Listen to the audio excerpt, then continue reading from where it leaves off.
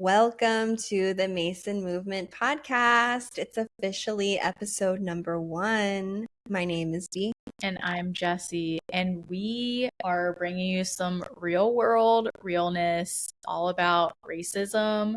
This episode, we're coming in real hot, and literally, we just recorded this episode, full disclosure, and we lost the whole thing. So B was like, the universe just wants to re-traumatize us one more time so we can talk this through again. So we're here to talk about a recent experience that we had, and I really want B to have the floor for most of this episode and talk about her experiences. So recently we went through a really traumatizing experience, and we're just going to dive right in, guys. So B, can you tell us a little bit more about that experience? I can. Okay. My beautiful wife. Thank you for giving me the floor. However, Yes. I think that we should back up a little bit. So for those of you that don't know me, I am multiracial. So my mom is Black and Mexican, and my dad is white. So I'm a beautiful mix of all of that. So and gorgeous. Thank you. And a lot of people would say that I'm white passing. So recent experience that we went through. We were traveling in Southeast Asia for a few months. We were in Thailand, we were in Bali. It was so great. And we have 2 animals. And, our cat, we were looking for a place for her to stay because obviously we couldn't take her. So we found this couple who, they're healers. They're very spiritual. It just seems like a perfect fit for our baby little to go to. So she went, she had a great time, and we go to pick her up, and we're talking with this couple, conversing, and the woman says the N-word with the hard R. And oh my God, it was like the weirdest out-of-body experience ever. Not that I haven't heard other white people use that word before, but it was just like, not again. Yeah, it was a very visceral response, I think. We both looked at each other, and at that point, we didn't have the cat in the bag. The cat was out of the bag. Yes, the cat was out of the bag. We felt really unsafe. Yeah. I mean, and she was using it in a way, not that it ever matters to me. I firmly believe that if you're a white person, you just don't use that word. I'm a person of color. I don't even use that word. I've never used that word. It's just, if you're a person of color, if you're Black, that's a reclaimed word. No one can tell you if you can say it or not say it. But if you're white, absolutely not in my book. And I, these days, am very rarely offended. Like, I've worked so hard on my triggers, and like every little thing used to offend me so much about race, about sexuality, about gender. Like, honestly, like really not a lot gets to me, but that word is just not okay in my book. Diabolical. Yeah. So we both didn't say anything in the moment. Honestly, for me, a lot of like past stuff was coming up. I really felt like that little girl who was, at school, predominantly white school. Kids are like saying things, probably parroting their parents. And it was just such a weird experience for me as a kid because I didn't have the language, like all these white kids, talking about like racist jokes and this and that. And like, I'm not laughing, and like no one, if people did know that my mom was Black, they would make jokes like, oh, are you adopted? Like stuff like that. And then a lot of the times people, just didn't know. So it was really like weird to navigate as a kid. And so I felt like I reverted back to that because I didn't speak up. And then in other parts of my life, when I got older, I felt like I was super vocal, sometimes like overly confrontational about that sort of thing. So I felt like I had regressed. You didn't say anything either. My fight or flight was totally kicked in. It was just like, I feel unsafe. I know if I feel unsafe, she feels tenfold unsafe. and we just need to get our baby and get out of that house. That was my intent. Like that was the goal. Like get us out safely and as quickly as possible. And tell me a little bit about your initial reaction after we were safely out of the house. Like walk me through your experience. Yeah, so we were driving somewhere and I had a rush of emotions. I was feeling like so angry. Oh, I was so initially like mad at myself for like not saying anything. I was being really, really hard on myself. And then I directed that anger at you and I'm like, wait, why didn't you say anything? You were there too. You were triggered too. Like, why is this all on me? Not saying that it was justified for me to be angry with you, but like that was my process at that time. Right. So what was helpful while you were processing this anger? Like what was helpful from me? Like what did I do that made things a little bit easier? Well, number one, you did not react. Yeah. You did not get defensive. Mhm. You just like you were kind of quiet and but you were really present. You know, I remember like I think you had like your hand on my leg and your presence was like very soft and like compassionate and you were just like giving me all this space to like talk it out. And then, you know, the more space that you gave me, the more deeply I was able to feel. And then I got in touch with like deeper layers of just feeling so hurt. And like it's a type of hurt that goes so deep in your DNA. Like I don't know if I'm sure other people have felt this too, but like it's hard for me to describe, but like it goes so deep, like you feel like your ancestors are like crying out and like wounded. It's just like an ancestral pain that you're like oh, it's like, yeah, it doesn't even begin to describe it, but that's like the way that I felt. And you just like being so tender and like loving and able to hold me in that was very meaningful.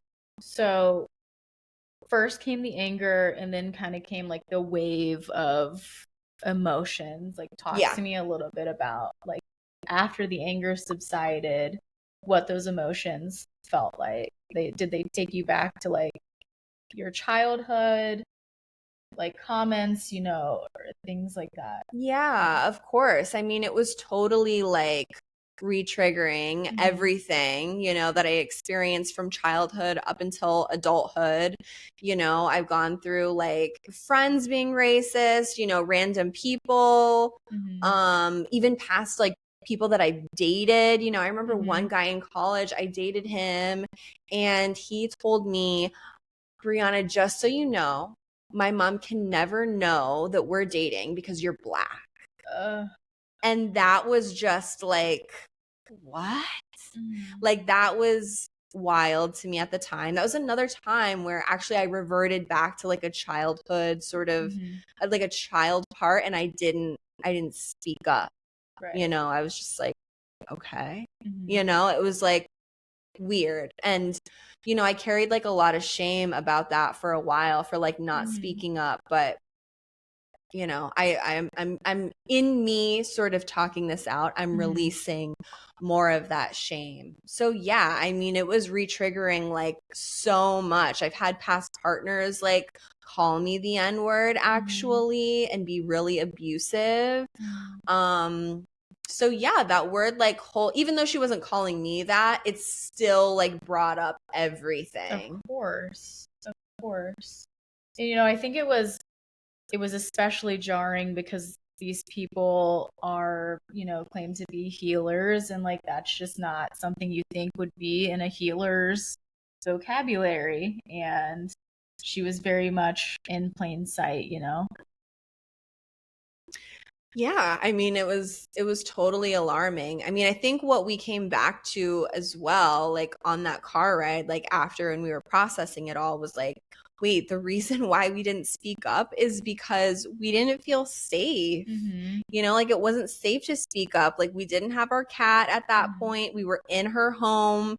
we didn't really know them, Right. you know, like we didn't feel safe. So I think you did something really powerful. You were like, well, actually, I do feel a call to speak up. And I'm like, we'll sleep on it. But Yeah. I'm like, also, that's super powerful for a white person to talk to another white person about this. And it was, it felt, I obviously wanted to talk immediately. So it was good that I slept on it, because there was a lot of anger, and I know that I wouldn't have been able to convey my message as well as I would have wanted to. So I'm glad that like you just gave me the space to sleep on it, and then, devise the rough draft, which of course she got to see the rough draft before we sent it off.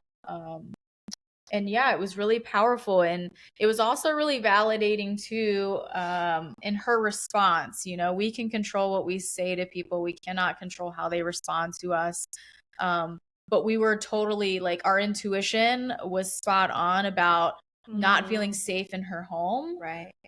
because of her response to back to me was just, for lack of a better term, wackadoodle. Yeah, it was crazy. doubling down. It was totally doubling down on, like, so I'm so grateful that we both listened to our intuition and got ourselves out of a really unsafe situation. Me too. That was, I'm so glad that you mentioned that, because that was a lot of validation, like that part that was like kicking me, that was like my really like overcritical, like judgmental part of me. Sure. But my soul was like, honey, this is why you didn't say anything. Cause you know what? It wasn't safe, and it could have escalated, and it could have gotten much more ugly than it already was. So thank God everything panned out in the way that it did. But yeah, that was rough. That was a really icky situation, guys. Like it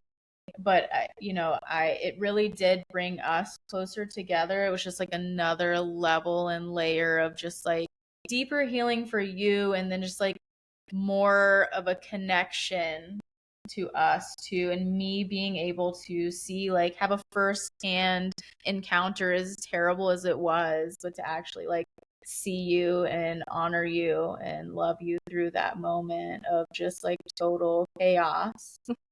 Yeah, I mean, I think like, you haven't really dated anyone of color, not anything serious. And so that was like, a question that I asked you in the beginning. And, it's like, it's important for you to see like all of these different layers to like who I am and how I navigate the world, and like how other people, say certain things, and obviously how it affects me, I'm just thinking too, like if I, weren't mixed, if I was just white, and she said that, it would have been a totally different experience, know? So, yeah, I feel like it really unified us when it could have torn us apart. It could have just totally like divided us, but we didn't let it. No. So we are like totally here for the multiracial queer couples who are out here navigating like similar issues. If you've experienced anything like this, like on a personal level, like please feel free to like reach out to us, DM us. Like we are open, we see you, we love you, we honor you. And if you want to go like deeper and work with us, I've worked with couples, queer and not queer, that are multiracial and navigating like racism in this world. And I've had clients specifically seek me out because it's important sometimes to have like a therapist, a provider, a healer who navigates the world in the way that you do, and maybe looks similar to how you do, or has it's just a different type of vibration, I think. So we have that experience and that wisdom, and we just invite you to connect with us if you feel the call. Like you are not alone. I'm just thinking too, even in saying that, like I've been through therapy all throughout my life. If I had like a mixed therapist, like how different that could have, like, I don't know, been for you. Yeah, like impacted my healing journey. Like I could have actually talked about all of this. Like I've had predominantly white therapists, except for maybe one And I never talked about like racism or anything Mm-hmm. until I had that one that was also, she was mixed. I think she was like Middle Eastern and white. Mm-hmm. So that was cool to be able to like unpack some racism there. But yeah, there, even though we're in 2024, like Yes, racism it's is still very real. It's very real. Yeah. And people are still out here saying words like that. Grow up. But no, in all seriousness, you know, like I think it's important if you're in a multiracial couple that, you know, it's okay to ask questions. Right. Be curious. Like I ask B questions all the time that I don't know, you know, the answer to. And I'm just curious, like, what does this mean? I don't want to sound stupid or like uneducated when it comes to these sorts of topics. And I also want to be like really soft around it and know that I'm approaching it in the right way. Honestly, like I think as long as you're coming from like a heart-centered space, you're being curious, it's innocent, don't worry about being politically correct or not. Like just freaking ask, you know, just like ask the question. Because I feel like, you know, when you ask those questions, like even if it's maybe not like the most politically correct, like fuck that, I don't care. But like, wow, you're seeing me, you're interested in this experience, like you want to know more, you want to educate yourself, even though you'll never really fully understand, like you will have, you know, more knowledge, and that is important. So and knowledge is power, baby. Knowledge is power. Knowledge is compassion for an experience that is unlike yours. Yeah, well put. Thank you. I do what I can. You know, and I just like want to say I used to get so like triggered and offended. Did I already say this? Keep going and maybe we'll see. Okay, I don't know if I said this in the first version or the second, but yeah. I just want to like commend myself. Like I used to victimize myself a lot. I used to get so offended about like queer, like, you know, anything having to do with sexuality, gender, race, whatever. And not a lot of things like offend me on that level. But this is certainly one of them. This is a big one. So two, like no judgment. If you are still finding that you're getting like super like easily triggered and easily offended over all the, like that's okay. Like it's also an invitation for you to do like deeper work around this stuff. You know, I remember like me asking us, okay, so we experienced this, yes, but like why is this showing up in our reality? You know, like I believe that everything in my reality is a reflection of my insides. So like what in me is, I don't know, influencing this to like come up. And that was also an interesting conversation to have. Sure. Well, is there anything else before we move on that you would like to cover? I feel like this could be a multi-series. Yeah. Part 3, 4, 5, 6, 7, 8, 9. Because there's so much to unpack. Yeah, I mean, topic. I totally agree. We're going to do more episodes about this because I have a lot more to say, especially being a mixed person who's white passing. I just feel like there's even stuff like from my family that I just feel like, wow, I don't fit in this group. I don't fit in that group. Like, where do I go? And I know a lot of like other mixed people probably feel similarly. So like, please, if you're experiencing that, like reach out to me. Like I can't get enough of like people that like share that sort of experience. So it can really help us feel like united and like honestly sometimes I feel pretty alone too. So well, I think it was interesting for me to witness the family piece with you because that was something that I just, you know, as a white person, you don't think about those kinds of things. But then to like see your experience on one side and then like with your family side, it just like, it was very eye-opening for me to see that and to like see you and just like honor you and love you through that as well. Thanks, babe. That's definitely like, let's get into that in another episode because I have a lot to say. So yeah, Is there anything else that you want to go over? Yeah, I think that, we've covered like some pretty heavy things in such a short amount of time. So like if anyone is feeling triggered, like reach out to us, but also like ground yourself, find a way to like connect back with your body and your environment. I'll take us through a couple of deep breaths. And then we can sort of end it out. Sure. So, if you want to grab a seat and just begin to close down your eyes, take a deep breath in through your nose, exhale out through your mouth. Another deep belly breath, expanding your entire belly. Exhale, relax. Great. A couple more deep belly breaths. Repeating the mantra, I am safe. I am safe. I am safe. Deep breaths, feeling grounded, more centered, clear-minded, clear field. All of us connecting. If you're listening to this podcast now, in the future, there's no time and space. We're all joined. We're all connected.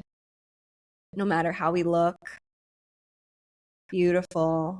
Gently coming back to your body, coming back to the space, opening up your eyes. And definitely, if you need some more grounding, if you need some more resources, like please go take care of yourself. Absolutely. Thank you. I just want to close this out by just thanking you for being so open and vulnerable about your experience. That I know that this is going to reach all of the people who maybe need this support right now, need to know that they're not alone in their experience. And yeah, maybe it needs to reach someone who be more curious with your partner if you're in a multiracial couple. Don't be afraid to ask those questions, and we're always here to support you and love you and grow with you. And if you need more resources, like we said, themasonmovement.com, our new website, is out and launched and ready for you to see all of the free resources we have and to just connect with us. So awesome. We love you all. We'll see you in the next episode.